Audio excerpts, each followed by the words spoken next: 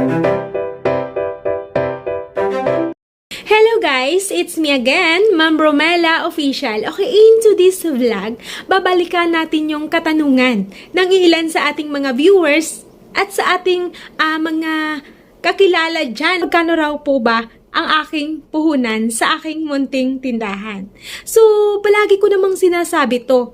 At ginawan ko pa nga to ng video na kung magkano ang aking puhunan. At sinabi ko nga dito na ang aking puhunan ay nasa 30K. Yung starting puhunan ko talaga.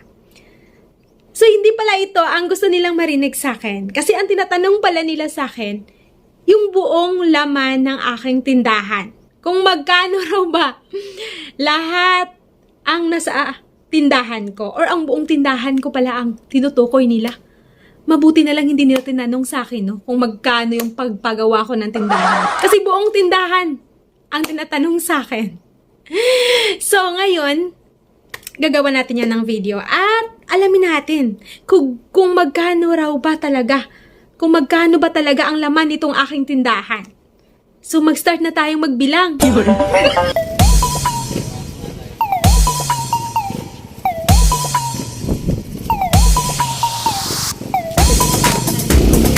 So, mag-tour muna tayo ng konti guys, no? Para malaman nyo kung tama ba or masabi nyo kung tama ba talaga yung estimate ko sa aking tindahan, no? Kasi estimate ko nasa ganun nasa 500,000.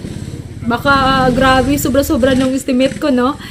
So, itour-tour ko kayo ng konti, no? So, dito tayo. Magsimula tayo muna dito sa labas. Ayan, kung nakikita nyo. Palagay nyo kaya, yung mga cars ko, gaano kaya karami yan? Alam nyo ba guys, na yung cars, no? Ay magandang pang-paakit yan ng customer. Bali, gawin nyo yung design sa front ng iyong tindahan para magiging attractive yung inyong mga tindahan. Ganyan ang ginagawa namin. Lahat ng store namin, no? Kailangan may burluloy ka dyan nakasabit sa harap, no? Para malayo pa lang kita na. So, gamitin nyo yung mga sabit-sabit na yan sa labas, no? Mga cars, no? Pang-paakit, no? Pang-display or pang-attract sa ating customer.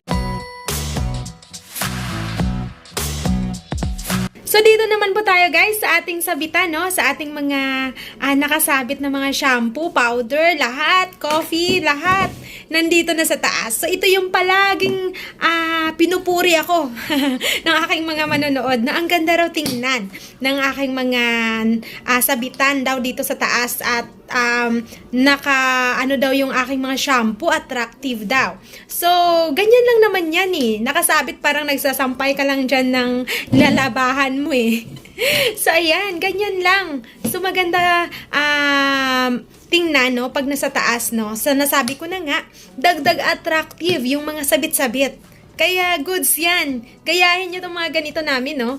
Nakasabit lang siya sa taas. No, so madali din siyang mag-assist sa customer, no? Anin mo lang doon. Huhugutin mo lang doon sa taas. Okay na, magbalik din gano'n, no? Wag mo lang taasan ng konti para maabot ng ating mga dito sa tindahan, no? Mga sales lady natin. Dito na naman po tayo sa loob-looban.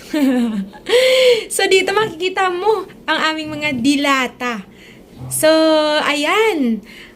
Magandang pag-display ay nakaka-attract din sa ating customer. So, dito lahat ng ating cans, no? At yung iba natin ay nandito pa sa isang loob-looban din. So, ayan. Ayan. So, ayan pa lahat. So, dito yung ating mga sabon, no? Mga soap natin nandito, no? Ayan. Lahat. Mga sabon natin pang paligo at panglaba.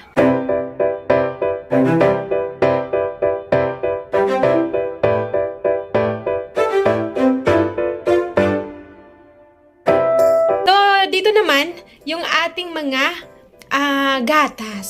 So, alam naman po natin na yung gatas po talaga ay mahal. Sabi nga nila, huwag ka daw muna mag-asawa kung hindi mo pa kayang magbuhay ng anak. Dahil ang gatas nga naman ay napakamahal, lalo na yung mga malalaking karton ng gatas ng tag 2 kilos. Naku! Yung halaga niya nasa kalahating sakong bigas. So imagine. Kaya ikaw kung hindi ka pa handa na or hindi pa handa ang budget mo pang gatas, naku, wag ka munang mag-asawa.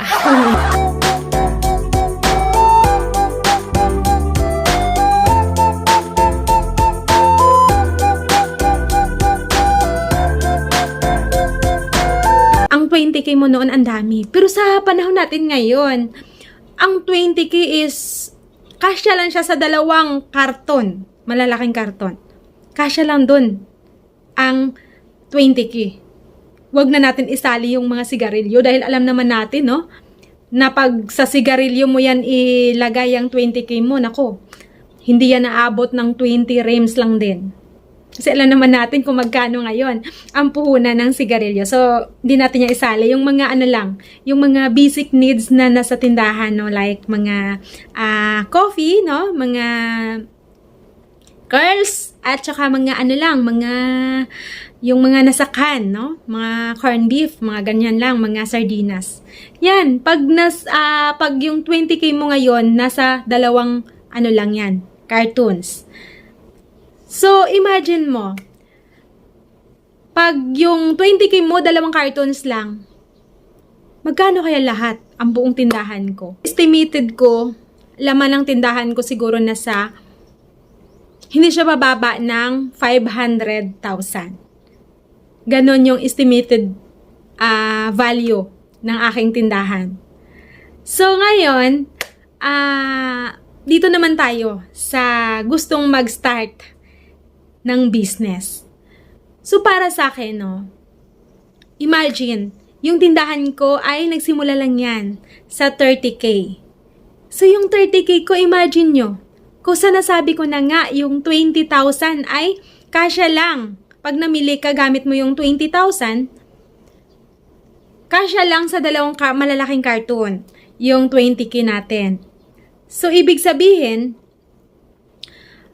lumago yung aking tindahan. So, pwede pala kayo ding magsimula sa halaga na 30k. At mapapalago nyo yan. Katulad ng pagpapalago ko sa aking tindahan. Yung ating puhunan, nakadepende rin kasi sa laki ng ating pwesto. Kasi, pag malaki yung pwesto mo, namuhunan ka lang ng maliit, no?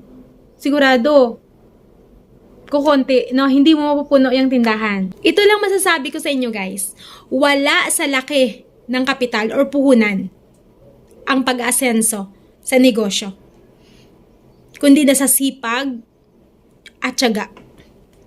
Go lang, guys. Patuloy nyo lang.